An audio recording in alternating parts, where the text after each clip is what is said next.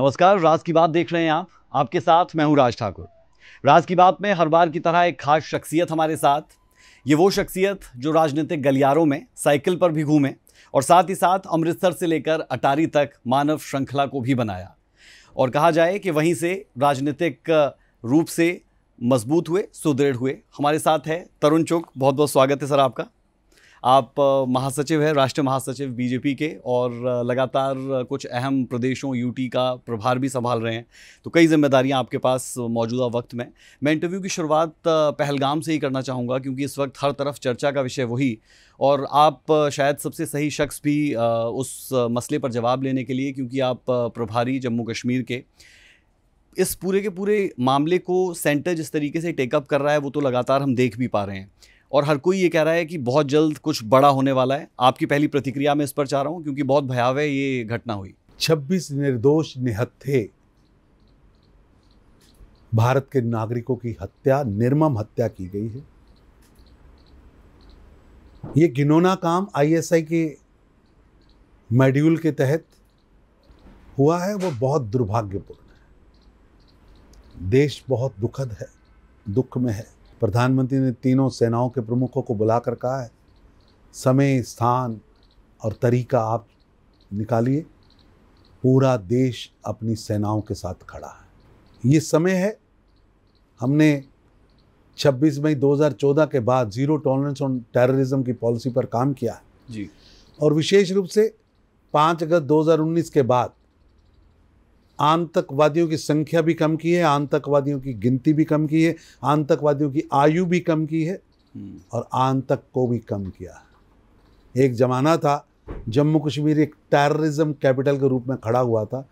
प्रधानमंत्री मोदी जी ने कठोर परिश्रम करके उसे टेररिज्म कैपिटल से टूरिज्म कैपिटल बनाने का काम किया है। बिल्कुल। आप ही की बातों से कुछ सवाल पनपते हैं।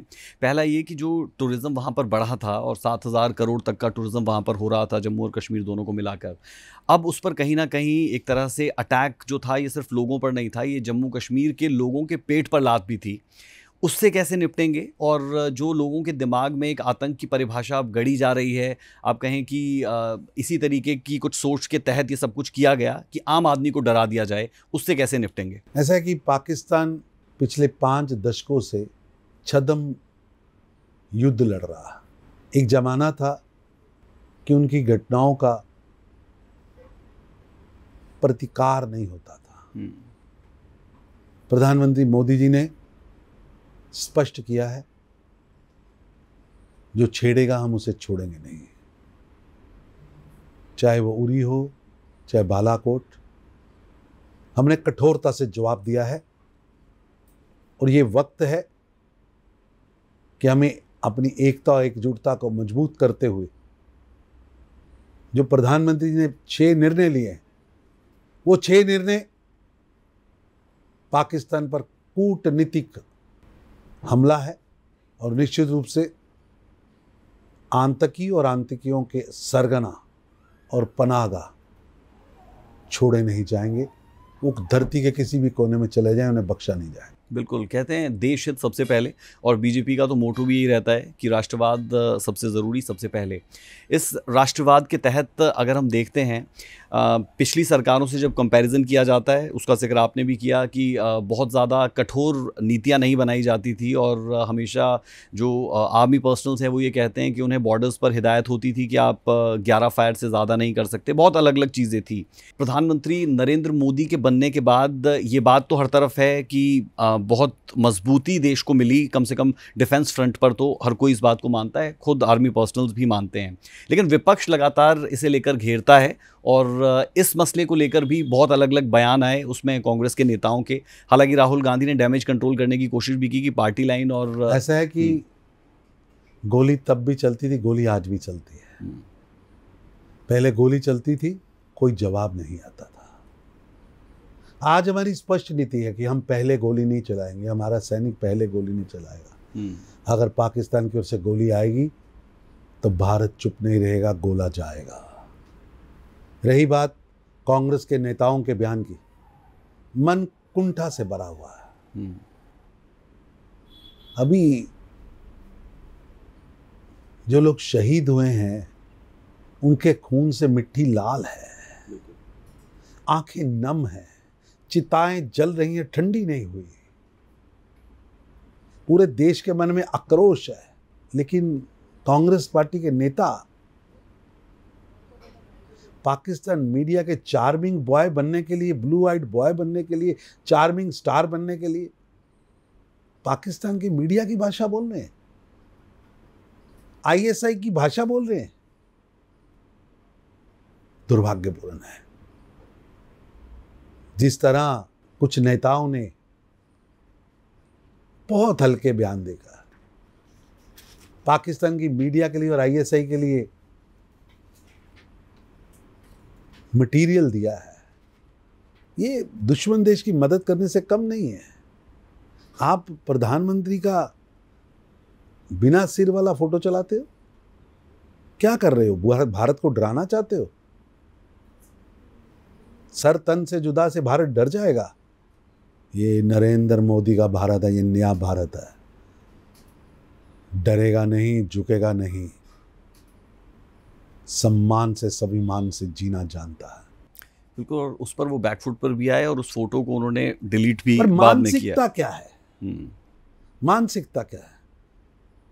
देश के प्रधानमंत्री घटना होने के तुरंत बाद अपना विदेश का दौरा छोड़कर भारत पहुंचते हैं, पल पल की खबर लेते रहते हैं और पहुंचते ही एयरपोर्ट पर हाई लेवल मीटिंग करते हैं, निर्देश देते हैं, देश के गृह मंत्री को घटना के 0 पॉइंट पर पहुंचते हैं, एक एक चीज की जानकारी लेते हैं, और आप इस पर राजनीति कर रहे हो।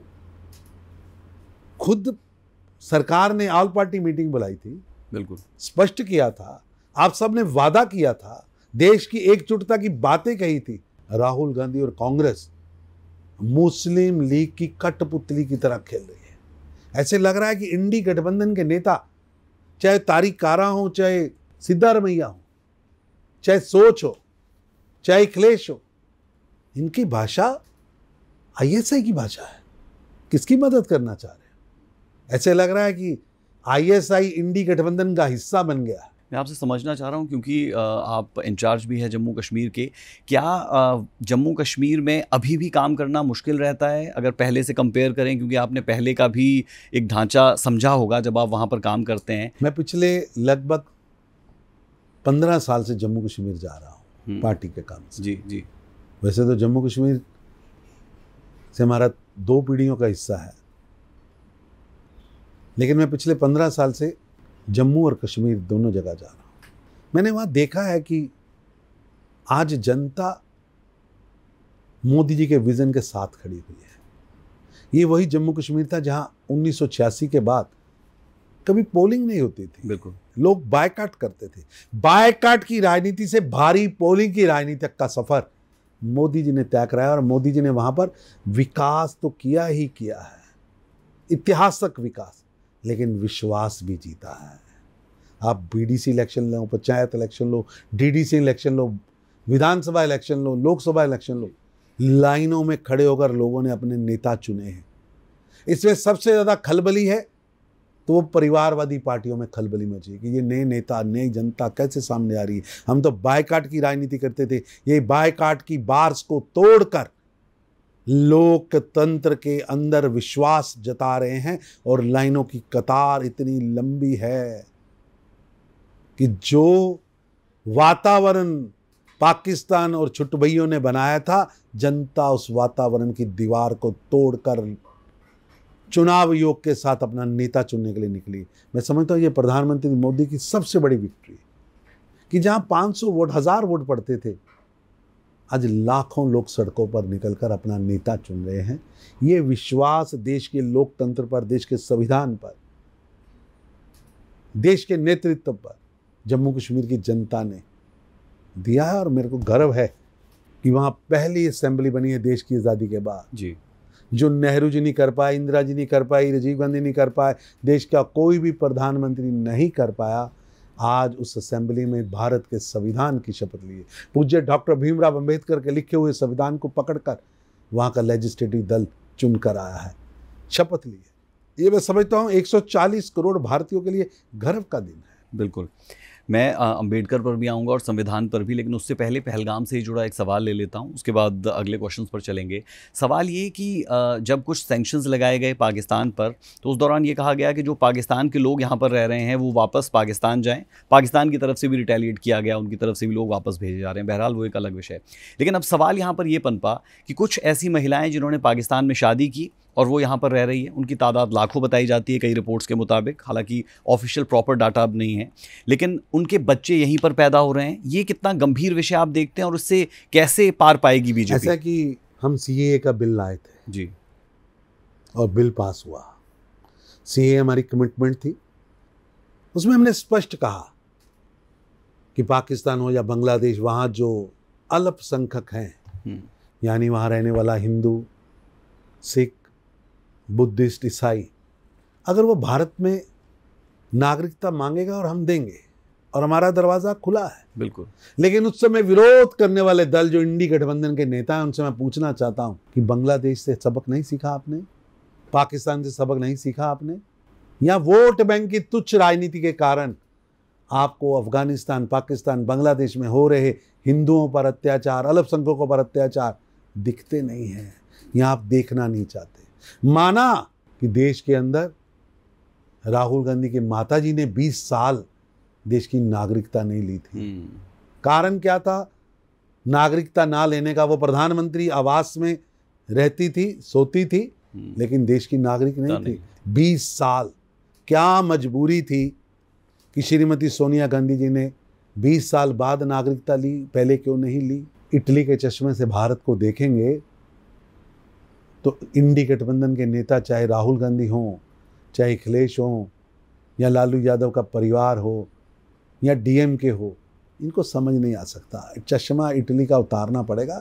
जब भारत का चश्मा लगाएंगे तो नेशन फर्स्ट दिखेगा। बिल्कुल। क्योंकि आपने लालू यादव की बात की तो बिहार की बात कर लेते हैं, क्योंकि बिहार में चुनाव है तो विपक्ष कह रहा है जातीय जनगणना की जो वो लगातार बात कर रहे थे, उनका मुद्दा आपने छीन लिया उनसे। वो हमारे लिए चुनावी मुद्दा ही नहीं है, हमारी कमिटमेंट है। सामाजिक न्याय हमारी कमिटमेंट है, हमारी वचनबद्धता है। और पूज्य डॉक्टर भीमराव अंबेडकर जी ने देश की आज़ादी के तुरंत बाद जी देश के संविधान में भी और अपनी बातों में स्पष्ट किया कि वंचितों को आगे लाना पड़ेगा। चाहे वो वंचित देश की बेटी हो, चाहे वंचित एससी ओबीसी हो, एसटी हो, या देश का गरीब हो, उसको न्याय देना पड़ेगा। अंत्योदय। प्रधानमंत्री मोदी जी जो सपना, जो संकल्प पूज्य डॉक्टर भीमराव अंबेडकर जी ने लिया था, उसे पूरा करने का, उसे अमली जामा पहनाने का, विचार को जमीन पर, धरातल पर लाने का काम कर रहे हैं। मैं पूछना चाहता हूं राहुल गांधी जी से, लालू प्रसाद यादव के परिवार से, तेजस्वी जी से, अखिलेश जी से, कि कांग्रेस की 4 पीढ़ियां 7 दशक वंचितों को अधिकार रोकने में लगी रही। काका कालेकर की रिपोर्ट 50 के दशक में बनी थी, नेहरू जी ने उसे रोक दिया। डॉक्टर भीमराव अंबेडकर का भी अपमान किया और काका कालेकर की रिपोर्ट को रोक दिया, क्योंकि उस काका कालेकर रिपोर्ट में अदर बैकवर्ड्स के लिए, ओबीसी के लिए रिपोर्ट्स में कहा गया था। वंचितों को अधिकार की बात कही गई थी, गरीबों को अधिकार की बात कही गई। यहां तक कि 1961 में पंडित नेहरू जी ने देश के सभी मुख्यमंत्रियों को पत्र लिखा कि आप वंचितों को अधिकार देने की बात का विरोध करिए। कौन कर रहा था विरोध? राहुल गांधी के पड़नाना, श्रीमती इंदिरा गांधी, दूसरी पीढ़ी। 80 के दशक में मंडल कमीशन की रिपोर्ट आई, किसने दबा के रखी? कौन था प्रधानमंत्री? उसके बाद 84 के बाद राजीव गांधी बने, उन्होंने भी दबा के रखी। 9 अगस्त 1990 भाजपा समर्थित देश की सरकार ने मंडल कमीशन की रिपोर्ट को लागू किया, वंचितों के अधिकार की बात कही। राहुल गांधी के पिता और कांग्रेस गांधी नेहरू परिवार की तीसरी पीढ़ी ने सदन में खड़े होकर उसका विरोध किया, वंचितों को मिलने वाले अधिकारों का विरोध किया। मोहब्बत की दुकान का झूठा बैनर लगा के घूम रहे हैं। किसने बदला शाहबानो केस में देश का संविधान? किसने देश के संविधान की 25वीं वर्षगांठ पर संविधान ही सस्पेंड कर दिया, इमरजेंसी लगा दी? कैसे देश भूल सकता है? नहीं भूल सकता। क्योंकि और ये दोहरा मापदंड है। राहुल गांधी और कांग्रेस का असली घिनौना चेहरा सामने आ चुका है। आप तो वंचितों के अधिकारों के विरोधी हैं। ठीक है, क्योंकि जनगणना के साथ जब जातीय जनगणना होगी, कांग्रेस भी इसकी डिमांड कर रही थी, वो अब हो चुका है, बहुत हॉट टॉपिक है, बिहार चुनाव है। लेकिन हमारे नहीं, कांग्रेस डिमांड क्या कर रही थी? कांग्रेस को बताना पड़ेगा ना कि डिमांड उसी पर करो। आप तो लगभग 5 दशक सत्ता में रहे। बिल्कुल, मैं उसी पर आ रहा हूँ। और आपका इतिहास क्या है? अशोक साहब, मैं उसी पर आ रहा हूँ। सवाल मेरा ये कि पहला तो ये कि जब हम जातीय जनगणना करेंगे तो उससे किस तरीके से फ़ायदा होता हुआ नज़र आएगा, और दूसरा ये कि कांग्रेस पार्टी अब जब जातीय जनगणना की बात कर दी गई बीजेपी की तरफ से या फिर कहीं सरकार की तरफ से, तो उसके बाद वो ये संशय यहाँ पर व्यक्त कर रहे हैं कि इसमें गड़बड़ी ना हो। तो इसे आप कैसे देख रहे हैं? ध्यान होगा कि सो कॉल्ड ब्रेव्स होते थे, शेर कोई मारता था, उनकी फोटो लग जाती थी पिस्तौल पकड़ के, सेल्फ प्रोक्लेम्ड। ये वही है। ये राहुल गांधी एंड कंपनी वही है। खुद को मौका मिला, किया नहीं। हमें मौका मिला, हमने कर भी दिया और डिलीवरी भी देंगे। कांग्रेस पार्टी आज नन एंड वाइल हो चुकी है। कांग्रेस पार्टी एक एक्सपायर्ड इंजेक्शन है। एक्सपायर्ड इंजेक्शन, जो इसके साथ लगेगा, जहां जिसको ये लगेगा, दोनों का मरना तय है। अब देख लीजिए, जो जो दल उनके साथ आए, सबका क्रियाक्रम हो गया। ये एक्सपायर्ड इंजेक्शन है, नन एंड वाइल हो चुका। आपके हिसाब से जो एक्सपायर्ड इंजेक्शन है, ये एक्सपायर्ड इंजेक्शन मौजूदा राजनीति के हिसाब से हम देखते हैं तो हमेशा संविधान की किताब हाथ में लेकर रहते हैं और अंबेडकर के नाम पर लगातार राजनीति करते हैं। एक ही बात पूछिए राहुल गांधी जी से, मैं आपके इंटरव्यू के माध्यम से पूछता हूँ। 106 संशोधन हुए, 75 संशोधन आपने किए, 75 संशोधन किस लिए किए हैं? नागरिकों के अधिकार छीनने के लिए, अपनी नाक को बचाने के लिए, अपने वंशवाद, अपने परिवारवाद, अपने अहंकार, अपने भ्रष्टाचार को छुपाने के लिए। हमने 31 किए हैं। नागरिकों को अधिकार देने के लिए, महिला आरक्षण का अधिकार हमने लाए। आप महिलाओं के अधिकार छीनने के लिए काम करते रहे। तो भीमराव अंबेडकर जी ने हिंदू कोड बिल के माध्यम से देश की बेटियों को अधिकार देने की बात कही थी, और राहुल गांधी के परनाना ने वो अधिकार छीने थे, हिंदू कोड बिल को वापस ले लिया था। बिल्कुल। एक और मुद्दा जो बहुत ज्वलंत है और उस पर बात ना हो तो बात पूरी नहीं होती, वक्फ अमेंडमेंट बिल। इसे लेकर कांग्रेस पार्टी सीधे तौर पर बीजेपी पर आरोप लगा रही है कि आप मुस्लिम विरोधी है। उनके लिए आप क्या जवाब देना चाहेंगे? क्योंकि वक्फ को लेकर बहुत चर्चाएं इस वक्त। ऐसा कि ज़कात का पैसा जो वक्फ बोर्ड बना, उसके पीछे की सोच थी कि वक्फ बोर्ड की पैसे का प्रयोग विधवा बहनों पर, गरीब अनाथ बच्चों पर होना है, गरीबों के हित में होना है। हुआ क्या कि वक्फ बोर्ड पर बैठा कोई था, लेकिन उसका असली मालिक इंडी गठबंधन का नेता बन गया, भू माफिया बन गया, और भू माफिया के हाथ में खेलकर वक्फ बोर्ड को गल्ला यारादा बना लिया, यानी लूट की दुकान बना लिया। अब प्रधानमंत्री मोदी जी ने वक्फ को पारदर्शिता में लाए हैं। वक्फ किसी धर्म के पूजा पद्धति के अंदरून हस्तक्षेप के लिए नहीं है। वक्फ एक फाइनेंशियल अरेंजमेंट है जी, भूमि का अरेंजमेंट है, उसमें पारदर्शिता आए तो क्या दिक्कत है वैसी सबको। बिल्कुल।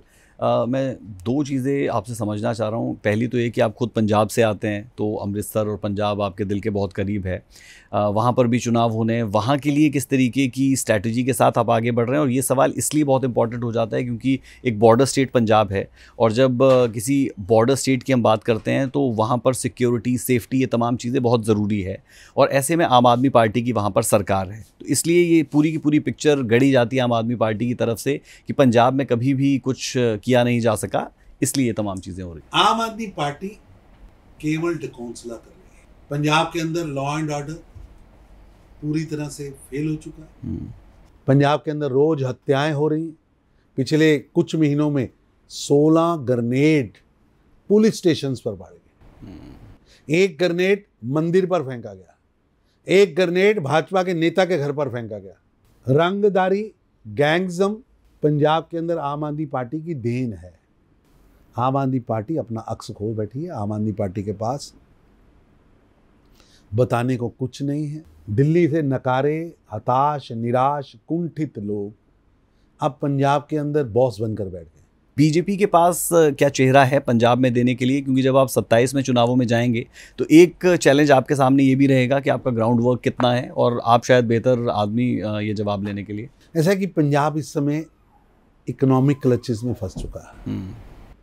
पंजाब ड्रग क्लचेस में फंस चुका है। पंजाब लॉ एंड ऑर्डर के क्लचेस में फंस चुका है। इन तीनों क्लचेस से निकालने का काम प्रधानमंत्री नरेंद्र मोदी ही कर सकते हैं। इसलिए पंजाब की जनता की अब एक ही मांग है, नहीं चाहिए आपदा, नहीं चाहिए कापदा, पंजाब मांगे भाजपा। चलिए, क्योंकि बात इस वक्त हरियाणा और पंजाब की भी हो रही है, पानी रोक दिया गया पंजाब की तरफ से और हरियाणा को काफ़ी मुश्किलें इस पूरे मसले पर आ रही है। पंजाब के लिए रहना चाहिए। हमारे पास एक्स्ट्रा पानी नहीं है, ये बिल्कुल सच है। लेकिन जब वक्त ऐसा चल रहा है कि भारत की दोनों सेनाएं, भारत और पाकिस्तान की आमने सामने खड़ी हैं, देश एक संकट के दौर में चल रहा है और पंजाब की भगवंत मान की सरकार इस पर राजनीतिक खेल खेल रही है। राजनीतिक खेल नहीं खेलना चाहिए, दुर्भाग्यपूर्ण। बिल्कुल। जो बात लगातार पंजाब की तरफ से कही जाती है उसमें कांग्रेस से लेकर तमाम सीएम जो पहले भी रहे, अकाली दल रहा, एसवाईएल का जब मसला उठता है तो कहते हैं कि एक बूंद पानी देने के लिए नहीं है। लेकिन ये मसला इस वक्त और ज्वलंत इसलिए हो जाता है, आपने उसका जिक्र हालांकि कर दिया कि ऐसे पेचीदा वक्त में इस तरीके की चीज़ों का जिक्र नहीं होना चाहिए, लेकिन कैसे डील करेंगे इससे और क्या मैसेज जाता है जब आप राजनीतिक फ्रंट पर खेल रहे होते हैं? मैं कल किसी विशेषज्ञ को सुन रहा था, वो बता रहे थे कि पानी अगर हरियाणा ना दिया गया तो ओवरफ्लो करके पाकिस्तान चला जाए। पाकिस्तान तो नहीं जाना चाहिए। पाकिस्तान जाने से तो अच्छा है भारत के किसी भारतीय का प्यास बुझाई जाए। और इस पर राजनीति बिल्कुल नहीं होनी चाहिए। ये तोड़ मरोड़ कर जो राजनीति करने का प्रयास हो रहा है वो दुर्भाग्यपूर्ण। बिल्कुल। वन नेशन वन इलेक्शन की बात लगातार होती है, उसे लेकर काफ़ी चीज़ें चल भी रही है मौजूदा वक्त में। उसे तरुण चुग कैसे देखते हैं बीजेपी के महासचिव के तौर पर? वन इलेक्शन ये देश की ज़रूरत है, ये समय की ज़रूरत है, ये भारत की तरक्की के अंदर सबसे ज़्यादा ज़रूरी है। आप 5 साल में 5 चुनाव करते हो और उसके लिए ह्यूमन रिसोर्स लगा देते हो, पैसा लगता है, पूरी ताकत लगती है। एक इलेक्शन एक बार आइए, चारों वोट डालिए ना, पंचायत का वोट डालना है, विधानसभा का डालना है, जिला परिषद का डालना है, लोकसभा का डालना है, डालिए। बार बार इतना बड़ा अभंडर अडंबर क्यों खड़ा करना? चुनाव याफ्ता लग जाता है, आप कुछ कर नहीं सकते। इससे निकालना है तो देश की तरक्की के लिए हमें वन डे वन इलेक्शन, ताकि भ्रष्टाचारी लोग पैसा ना बर्बाद कर सकें और सात्विक लोग, देश को प्यार करने वाले लोग लोकतंत्र से जीत कर आए। बिल्कुल। आखिरी 2 सवाल। पहला तो ये कि आपने नरेंद्र मोदी जो प्रधानमंत्री है देश के, उन पर एक किताब लिखी बीते वक्त में, और साथ ही साथ ये कहा जाता है कि तरुण चुग प्रधानमंत्री नरेंद्र मोदी के बहुत करीबी हैं। तो हमारे दर्शकों के लिए ज़रूर कुछ ऐसी बात बताएं प्रधानमंत्री नरेंद्र मोदी की जो लोग वाकई में जानते नहीं, क्योंकि जब उन्हें देखते हैं तो बहुत एक स्ट्रॉन्ग पर्सनैलिटी वो नज़र आते हैं, लेकिन कैसा है आचरण व्यवहार? वो बहुत बड़ा नेता हैं, वो महापुरुष हैं। मैं उनके नज़दीक नहीं हूँ, मैं उनका फॉलोअर हूँ। मैं उनका फॉलोअर हूँ और पिछले 3 दशकों से मैं उनकी नेतृत्व क्षमता, उनका बड़ा हृदय, दूरदृष्टिता को फॉलो कर रहा हूँ। वो मेरे नेता हैं, मैं उनके पद चिन्हों को देखकर आगे बढ़ रहा हूँ। मेरे लिए वो महापुरुष भारत के भाग्योदय के लिए एक बहुत बड़ा माइलस्टोन लेकर आए हैं। मैंने बचपन से कानों में सुना है विकासशील भारत, दब्बू भारत। उन्होंने डिक्शनरी बदल दी, विकसित भारत, शक्तिशाली भारत। हमने सुना और सरकारों ने करके भी दिखाया, कांग्रेस की सरकारों ने, कि भारत का प्रधानमंत्री मांगने के लिए जाता था। उन्होंने परिभाषा बदल दी, भारत मांगने वाला नहीं देने वाला देश है, सम्मान से बात करने वाला देश है। ये नरेंद्र मोदी जी का जो भारत की विदेश नीति पर, भारत की अर्थनीति पर, भारत के दृष्टिकोण पर जो प्रभाव है वो ऐतिहासिक है, गौरवशाली है और आने वाली सदियों को उन्होंने एक सम्मान से कैसे आगे बढ़ा जा सकता है और राष्ट्र से ऊपर कुछ नहीं और मेहनत की प्रकाष्ठा से हम कुछ भी करके दिखा सकते हैं, उन्होंने देश के नौजवानों के मन में भरा है। ये गौरव के क्षण है। ये बढ़ता हुआ भारत, जब विदेश की बड़ी बड़ी शक्तियां हमारे प्रधानमंत्री को लेने के लिए प्रोटोकॉल तोड़कर दुनिया की शक्तियां उनके सामने आती हैं, उनके साथ चलना चाहती हैं, ये भारत की विजय है। ये भारत की विजय गाथा की शुरुआत है। ये बढ़ता हुआ भारत है। आज भारत 13वीं, 14वीं, 15वीं ऐसी स्थिति में भी था कि अपना सोना गिरवी रखना पड़ा था। ऐसी अर्थव्यवस्था हमारी थी। प्रधानमंत्री मोदी जी ने मेहनत की है, उन्होंने अनुशासन दिया है, वित्तीय अनुशासन दिया है और जिसकी बदौलत आज भारत विश्व की 5वीं अर्थव्यवस्था बना। ये छोटी बात नहीं है। हम जर्मन, जापान, बड़े बड़े देशों को पछाड़कर, ग्रेट ब्रिटेन जिन्होंने 300 साल हम पर राज किया, आज उनकी अर्थव्यवस्था को पछाड़कर आज भारत दुनिया की सबसे तेजी से बढ़ने वाली अर्थव्यवस्था के साथ साथ विश्व की 5वीं अर्थव्यवस्था बना। और प्रधानमंत्री मोदी ने लक्ष्य दिया है भारत को विश्व की 3री आर्थिक शक्ति बनना है। मैं समझता हूँ ये गौरव के क्षण है। ये बढ़ते हुए भारत की माइलस्टोन्स को हम अपनी आंखों से देख रहे हैं। मेरे को बताइए, कभी न्यूयॉर्क टाइम्स में देश के प्रधानमंत्री जाएं तो एक कॉलम की खबर छपी हो? प्रधानमंत्री मेरे ही भी थे, मनमोहन सिंह जी, लेकिन शायद न्यूयॉर्क टाइम्स में हमें एक कॉलम भी नहीं मिला था। आज मोदी जाते हैं तो बाराक ओबामा हो या ट्रंप हो या कोई हो, चाहे यूरोप हो, चाहे जर्मन हो, चाहे जापान हो, चाहे मिडल ईस्ट हो, मोदी की प्रेजेंस, मोदी की चमक व धमक, ये भारत की चमक और धमक है जो स्पष्ट दिखती है, विश्व मंच पर दिखती है। चलिए, बहुत मज़ा आया आपके साथ बातचीत करके। धन्यवाद राज जी। बिल्कुल। और ये आपने सुना तरुण चुग को, जिन्होंने हर मसले पर खुलकर बात रखी। साथ ही साथ पहलगाम को लेकर जिस सीरियसनेस के साथ सरकार आगे बढ़ रही है, तो उम्मीद की जा सकती है कि भविष्य में ऐसा कभी ना हो। इसके लिए कड़े कदम जो उठाए जा रहे हैं उन्हें और कड़ा किया जाएगा। और साथ ही साथ लगातार बात जातीय जनगणना की थी, उस पर भी खुलकर बीजेपी कह रही है कि जो देश के बेहतर भविष्य के लिए ज़रूरी है, हम उस तरफ ज़रूर बढ़ेंगे। अभी के लिए सूर्या समाचार पर इतना ही। मुझे मेरी पूरी टीम को दें इजाज़त। नमस्कार।